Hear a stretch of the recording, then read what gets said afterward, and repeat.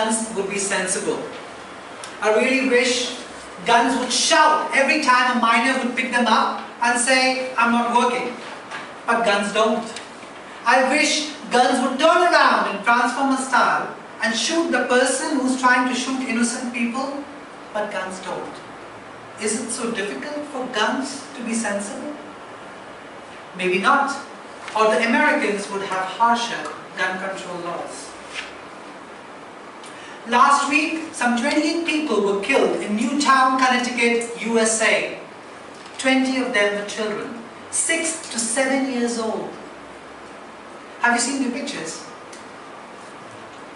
Some of you have.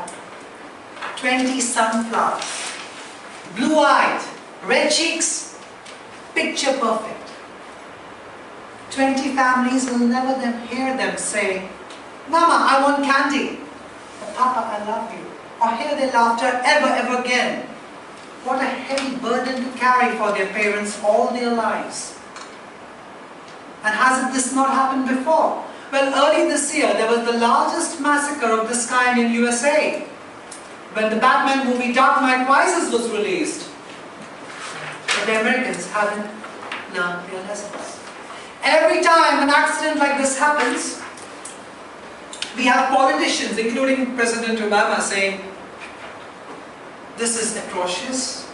We pray for the families of the deceased. And there are 400 such incidents catalogued in the Wikipedia. 400 of them. Every time a politician prayed, but the guns did not become sensible. Right? So I was looking at what are the reasons that Americans want guns in their homes. Right? So I did some research, and really funny, this one. The first reason was, well, guns don't kill people, people kill people. But once you get over the poetry of this language, you realize how hollow it is. Because guns don't kill people, but they certainly make it easier for people to kill people. It's as simple as that. The second argument is, well, fire and drugs kill people. So should we ban matches and lighters, and should we ban drugs?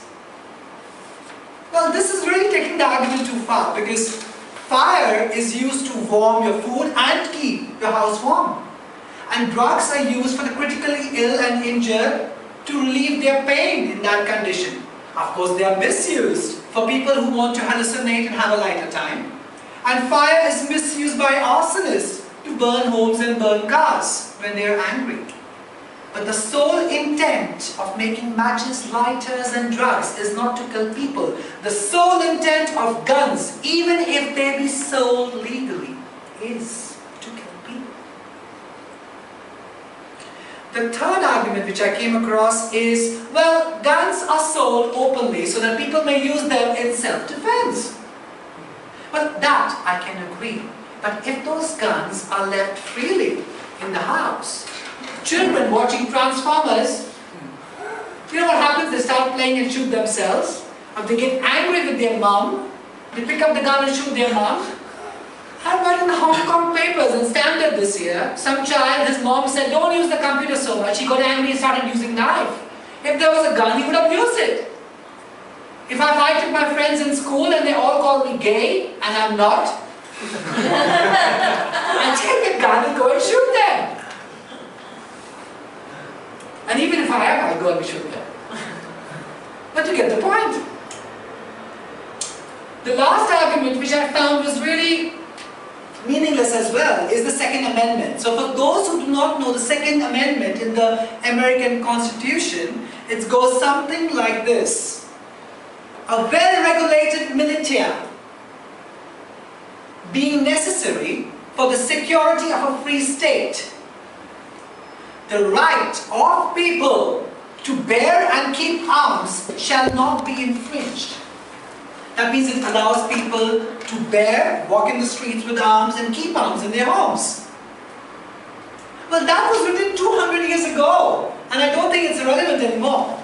And if you don't believe me, then have what Thomas Jefferson had to say. So Thomas Jefferson, he is an American founding father. He is the third President of the United States of America, and he is the principal author of the Declaration of Independence of the Americans.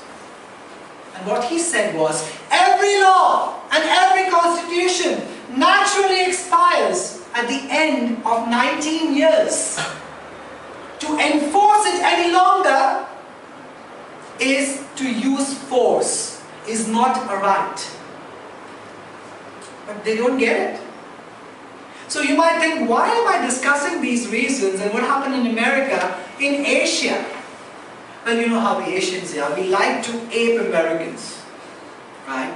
And I will not be surprised if kids over here, troubled teenagers and the like, want to be the first person in China, or the first person in India, or the first person in Hong Kong to do something like that. Because although we have divided our countries by borders, emotions still sweep across borders. So I would like to, in conclusion, call upon you to blog, use the social media to express your displeasure at what Americans are doing to the whole world, influencing the whole world, the children of the new world, by their acts, by their lax laws. And I really pray that Americans stop acting dumb and do more than hoping that guns become sensible. Thank you.